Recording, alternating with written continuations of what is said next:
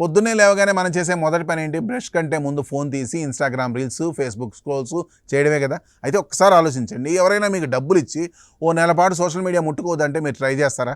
ప్రపంచ ప్రఖ్యాతిగాంచిన Stanford university అదే చేసింది. 35,000 మందికి డబ్బులిచ్చి మరీ సోషల్ మీడియా మాన్పించారు. ఒక్కొక్కరికి 8,000 నుండి 12,000 వరకు ఇచ్చారు. ఆ తర్వాత జరిగిన మార్పులు చూస్తే షాక్.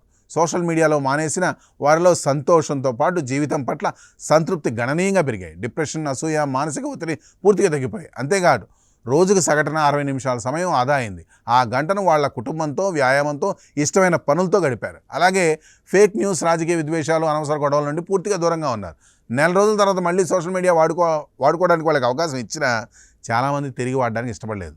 వాడిన వాళ్ళు చాలా తక్కువ సమయం వాడుకున్నారు. ఫ్రెండ్స్, సోషల్ మీడియా చెడ్డదైతే కాదు, కానీ దాన్ని మనం ఎలా వాడుతున్నాం అనేది ముఖ్యం. స్టాన్ఫోర్డ్ స్టడీ మనకు ఒకే ఒక పాఠం నేర్పుతుంది. మన జీవితం స్క్రీన్ మీద కాదు, బయట ఉంది, ప్రపంచంలో ఉంది, జీవితంలో ఉంది. మీరు కూడా ఈ వారం పాటు సోషల్ మీడియాకు బ్రేక్ ఇచ్చి ట్రై చేయండి.